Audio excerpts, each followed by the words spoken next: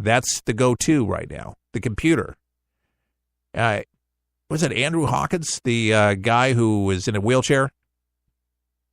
He's afraid of that very thing, that artificial intelligence will be the demise of human beings.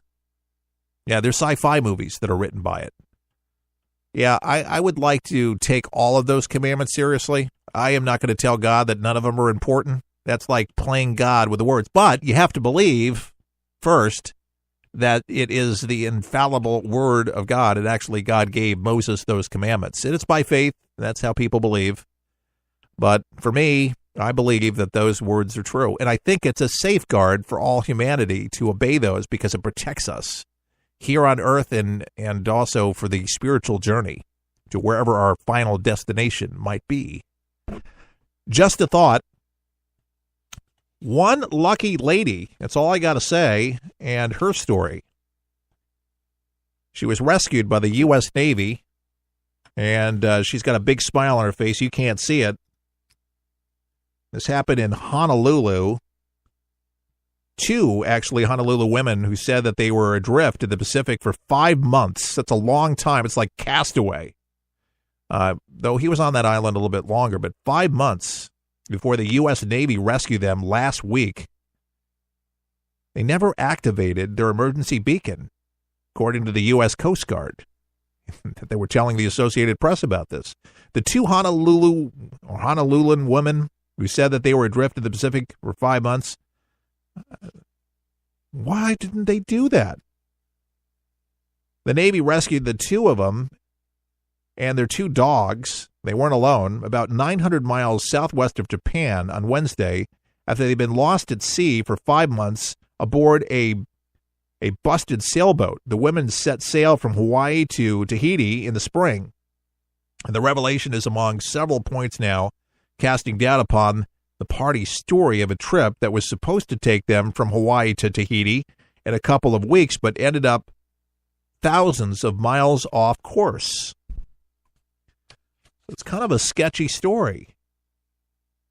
The emergency indicator beacon, which is an EPIRB, it's an indicator radio beacon, would have notified the Coast Guard a long time ago and would have given rescuers an exact location of where they were. They said, we asked why during this course of time did they not activate the EPIRB? Coast Guard spokeswoman, Petty Officer Second Class Tara Mole. The pair didn't immediately respond to an email and call Monday asking comment. They wouldn't answer the question. The crew of the USS Ashland saved our lives.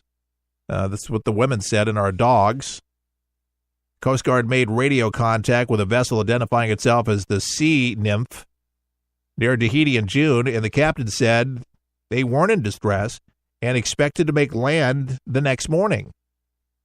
The woman also said 6 forms of communication all went dead, which one expert sounds fishy. And there was something wrong there. Philip Johnson, a retired Coast Guard officer who oversaw search and rescue operations, told the AP, I've never heard of all of this stuff going on at the same time. Yeah, they were trying to make some kind of reality TV show. Unfortunate.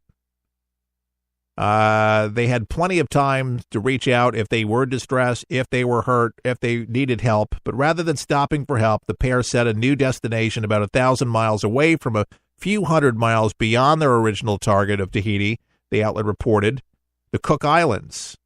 We really didn't think we could make it to the next stop. And so their story, talk about a fish story. Unreal.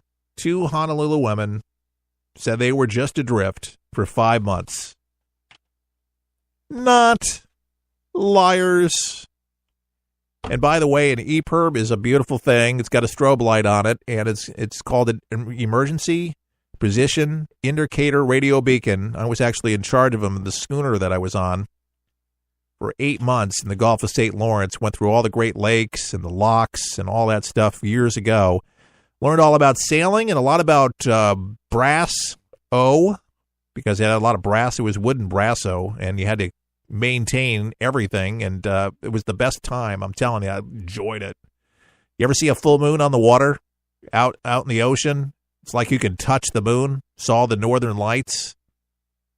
And I was 18 when that happened. That was a while ago. Flashback. 1988. By the way, yes, Halloween is here. It is Halloween. And be careful out there with the kiddies. Make sure you're well lit. Have flashlights. Make sure that you're kind of looking out for them, because they'll be running right in the middle of traffic, crossing over things. Be careful, please, okay?